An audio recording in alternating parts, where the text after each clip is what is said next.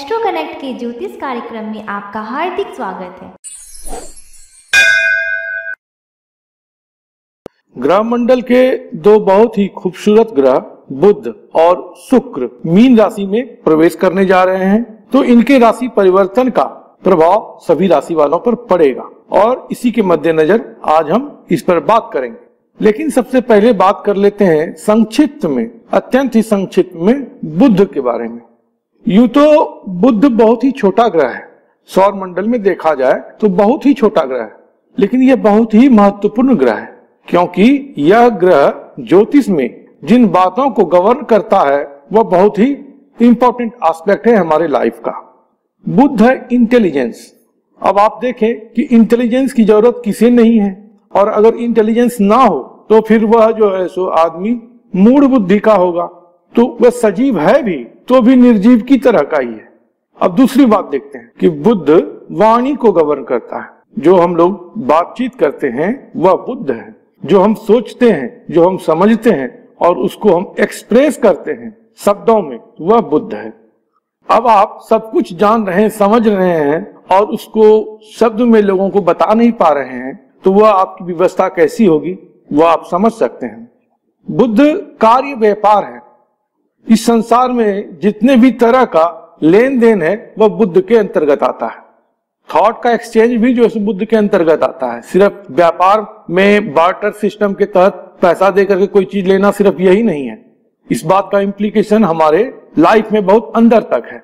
जितना भी हम सांस ले रहे हैं और छोड़ रहे हैं, यानी सांस ले रहे हैं और दे रहे हैं, यह भी जो है सो बुध का फंक्शन है।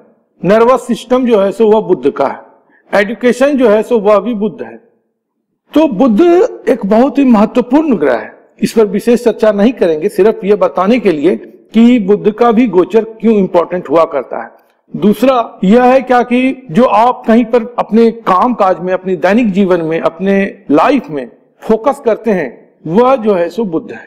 तो बुध की स्थिति जैसे जैसे आकाश मंडल में बदलती है, आपकी प्रायोरिटीज, आपका फोकस बदलता है। तो ऐसे बुध की स्थिति परिवर्तित हो रही है। अब वह आकाश मंडल में कुंभ राशि से निकलकर मीन राशि में जाने वाले हैं और यह घटना 12 अप्रैल 2019 को होगी। मीन राशि में बुध की स्थिति 3 मई 2019 तक रहने वाली है। मीन राशि में बुध नीच के होते हैं, तो समझ सकते हैं जितनी भी बातें अभी मैंने संक्षिप्त में बताई उन बातों पर थोड़ा प्रभाव पड़ेगा। लेकिन एक अच्छी बात जो हो रही है वह है कि शुक्र भी वही मीन राशि में 16 तारीख को पहुंच रहे हैं। शुक्र भी बहुत महत्वपूर्ण ग्रह है। अगर आप सौंदर्य को देख लें, एक्सीलेंसी को देख लें, धन के संदर्भ में देख लें, तो सब जगह शुक्र का जो है अतीब महत्व है। शुक्र के बगैर यह दुनिया निरर्थक सा है। हर्ष आपके अंदर है, उमंग है, उत्साह है, इन सब चीजों में, या आनंद है, प्रेम है, इन सब चीजों में शुक्र की भूमिका है। सुख आराम आप जो महसूस करते हैं या प्राप्त करते हैं, यह सभी चीजें शुक्र के अंतर्गत की बातें। अब ऐसे शुक्र उच्च के होने जा रहे हैं, बुध नीच के होने जा रहे हैं, जबकि शुक्र मीन राशि में उच्च के होते हैं। तो इनका जो उच्च का होना आकाश मंडल में तय है वह है 16 अप्रैल 2019। उच्च की स्थिति में शुक्र यहाँ पर 10 मई 2019 तक रहने वाले हैं। तो इन दोनों का जो कॉमन पीरियड है वो क्या है कि 16 अप्रैल से 3 मई तक, अर्थात 17 दिनों तक दोनों साथ साथ रहेंगे। यह जो साथ साथ रहेंगे, इस दौरान बुध की जो नीच अवस्था रहेगी उसमें सुधार होगा, वह नीच भंग को प्राप्त होगा। अब यह जो नीचत्व भंग होगा, इसका क्या शुभ प्रभाव हम सभी पर पड़ेगा उसकी हम आज चर्चा करेंगे। अब बात करेंगे कर्क राशि वालों की। कर्क राशि वालों के लिए बुध वैभव के स्वामी हैं और पराक्रम भाव के स्वामी हैं। बुध की स्थिति भाग्य भाव में रहने वाली है, नीच की रहेगी, तदुपरांत इसमें सुधार भी होगा। बुध गोचर से पराक्रम भाव को प्रभावित करेंगे, तो इसका संकेत यह है कि इस समय जो आप पराक्रम करेंगे, शुरुआती समय में उसमें कुछ निष्फलता रहेगी, लेकिन तदोपरांत जो आप प्रयास करेंगे उसमें सफलता मिलेगी, उसमें भाग्य का सहयोग मिलेगा। इस समय में अगर आप विदेश जाना चाह रहे हो या कहीं दूर प्रदेश की यात्रा करना चाह रहे हो, घूमने जाना चाह रहे हो, तीर्थ पे जाना चाह रहे हो, तो इन सब बातों के लिए यह बहुत ही अनुकूल समय है। अच्छी बात यह है कि इन सब चीजों में कहीं ना कहीं आपको सुख की अनुभूति होगी और कहीं ना कहीं फाइनेंशियल बातों के लिए ठीक ठाक ही रहने वाला है।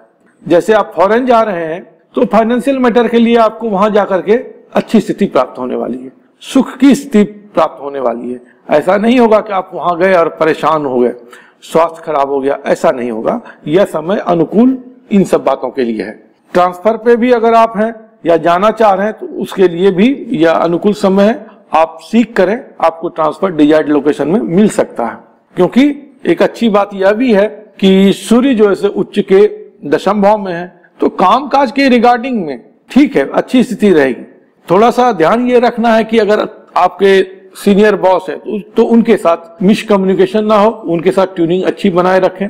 महिला यदि आपके बॉस हैं तो बहुत जरूरी है कि उनके साथ बहुत अच्छे ताल्लुकात आप बना के रखें, उनका रिस्पेक्ट करें। जितना आप उनका रिस्पेक्ट करेंगे, वैसे सिर्फ उन्हीं का नहीं, इस समय खंड में आप महिलाओं का अगर सम्मान करते हैं, उनकी सहायता करते हैं, तो वह आपके लिए किसी न किसी रूप में अच्छा ही रहने वाला है।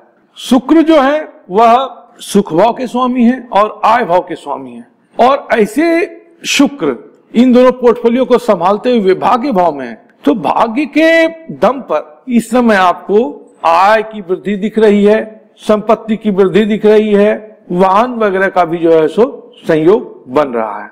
कुल मिलाकर के यह समझा जाएगा कि कर्क राशि वालों के लिए भी यह समय अनुकूल है।